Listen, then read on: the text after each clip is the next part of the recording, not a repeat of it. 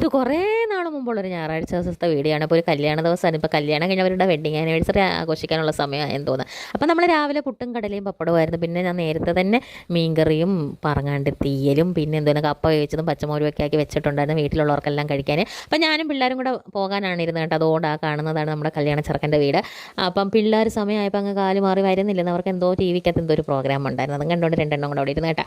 അപ്പം ഞാൻ പോകാൻ ഇറങ്ങിയപ്പോൾ ഒറ്റയ്ക്ക് പോകാനൊരു മടിയായപ്പോൾ എന്നാൽ അണ്ണനും വരാമെന്ന് പറഞ്ഞു. അപ്പം ഞങ്ങൾ രണ്ടുപേരും കൂടി ഇങ്ങനെ എല്ലായിടത്തുമൊക്കെ പോകുന്ന വലിയ അത്യപൂർവമായ ഒരു കാഴ്ചയാണ്. അങ്ങനെ കിട്ടിയ അവസരത്തിൽ നമ്മൾ പോയി കഴിഞ്ഞപ്പോൾ അവിടെ ആണെങ്കിൽ പോപ്പൂണും പഞ്ഞിമുട്ടായും ചോക്ലേറ്റും എല്ലാം ഉണ്ടായിരുന്നു കേട്ടോ പിള്ളേർ. അപ്പോൾ എനിക്ക് പിള്ളേരെ കൊണ്ടുപോകാത്തതിലൊരു ചെറിയ വിഷമം ഉണ്ടായിരുന്നു. നമ്മൾ കൊണ്ടുപോകാത്തതല്ലല്ലോ, പിള്ളേർ വരാത്തതല്ലേ, പിള്ളേർക്ക് അങ്ങനെ തന്നെ വേണം. അങ്ങനെ നമുക്ക് പൊരിപ്പ് ഐറ്റംസ് ആയിട്ട് അവിടെ നിന്ന് ഏത്തയ്ക്കാപ്പം ഉണ്ടായിരുന്നു, ബജ്ജി ഉണ്ടായിരുന്നു, പിന്നെ ആണെങ്കിൽ ഐസ്ക്രീം ഒക്കെ ഉണ്ടായിരുന്നു, പിന്നെ വെള്ളങ്ങൾ പലതും ഉണ്ടായിരുന്നു കേട്ടോ. അങ്ങനെ പഞ്ഞിമുട്ടായുടെ അവിടെ പോയി കുറേ നേരമായിട്ട് നിൽക്കുവാണ്. ഞാൻ അതിൻ്റെ വീഡിയോ എടുക്കാനാണ്.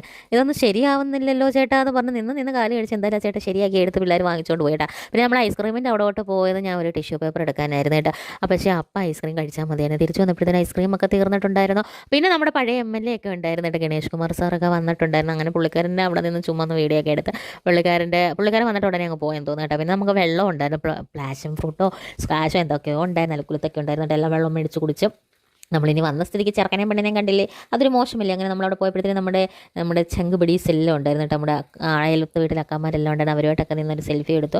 പിന്നെ ചെറുക്കൻ്റെ പെണ്ണിൻ്റെ അവിടെ നിന്ന് ഫോട്ടോ എടുക്കാനുള്ള ക്യൂ ആയിരുന്നു. പിന്നെ ഞാനൊന്നും പോയി എടുത്തില്ല കേട്ടോ. പിന്നെ നമ്മുടെ പുതിയ MLA വന്നിട്ടുണ്ടായിരുന്നു. നമ്മുടെ ചാമക്കാല സാറും വന്ന് വീഡിയോ ഒക്കെ എടുത്തിട്ട് പോയി. ആ കൈ കാണിച്ചതാണ് നമ്മുടെ മറുവാൻകുട്ടനാണ്, നമ്മുടെ റിലേറ്റീവിൻ്റെ മോനാണ്, നമ്മുടെ കസിൻ്റെ മോനാണ് കേട്ടോ.